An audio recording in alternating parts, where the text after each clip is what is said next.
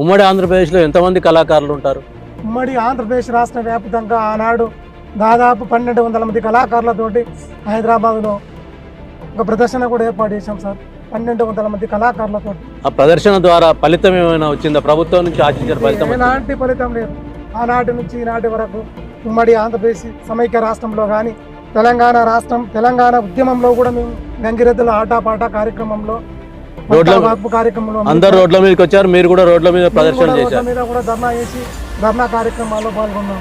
ఆనాటి తెలంగాణ రావడానికి కూడా మా వంతు పాత్ర ఉంది, మా కళాకారుల పాత్ర ఉంది. కానీ మాకు ఇప్పటి వరకు తెలంగాణ రాష్ట్రం ఏర్పాటైన తర్వాత కూడా తెలంగాణ రాష్ట్రం ఏర్పాటైన తర్వాత జానపద కళాకారుల కోసం పింఛన్ల విధానాన్ని అమలు చేసింది. గంగిరెద్దుల వాళ్ళకి ఏమైనా వచ్చాయి? తెలంగాణ రాష్ట్రం ఏర్పాటైన తర్వాత కళాకారులకు ప్రత్యేక గుర్తింపునిచ్చిండు. కళాకారుల కారణంగానే తెలంగాణ రాష్ట్రం ఏర్పాటైంది. కానీ గంగిరెద్దుల కళాకారులకు మాత్రం ఎలాంటి గుర్తింపు లేదు, ఎలాంటి ఐడెంటిఫికేషన్ లేదు, ఎలాంటి కనీసం గంగిరెద్దు కళాకారులకు పెన్షన్స్ కూడా లేదు సార్. దానికోసం మీరు రాష్ట్ర అధ్యక్షునిగా చేసిన ప్రయత్నాలు ఏంటి? ఆనాడు సాంస్కృతిక సారథి చైర్మన్ రసమై బాలకిషన్ అని ఉంటే సార్, ఆ రసమై బాలకిషన్ సార్ మా కళాకారులు రోడ్ల మీద భిక్షాటన చేసి గంగిరెద్దులు విన్యాసాలు ప్రదర్శించి ఆ విన్యాసాలు గంగిరెద్దులు ఆటను ప్రదర్శించేటప్పుడు కొంతమంది గాయాలై కూడా అనేక మంది చనిపోతున్నారు. ఇంకొకటి ముఖ్యంగా తెలంగాణ సంస్కృతి సాంప్రదాయాల్లో ఒక భాగం గంగిరెద్దుల కళ.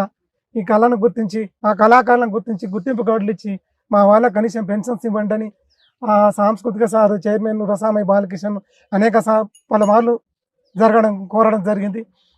కాంగ్రెస్ గవర్నమెంట్ వచ్చిన తర్వాత కూడా గద్దర్ కుమార్తె వెన్నెల గారిని నూతనంగా సాంస్కృతిక సారథి చైర్మన్గా నియమించారు. ఆమెను కూడా పలుమార్లు కూడా మా గంగిరెద్దుల కళాకారులను గుర్తించండి, మాకు గుర్తింపు కార్డులు ఇవ్వండి, మా వాళ్ళకి పెన్షన్స్ ఇవ్వండి, కళాకారులు ఎవరైతే ఉన్నారో ఆ కళాకారులకే పెన్షన్స్ ఇవ్వండి అని కోరడం జరిగింది సార్. కానీ ఎక్కడ సానుకూల స్పందన రాలేదు. ఎక్కడ కూడా సానుకూలమైన స్పందన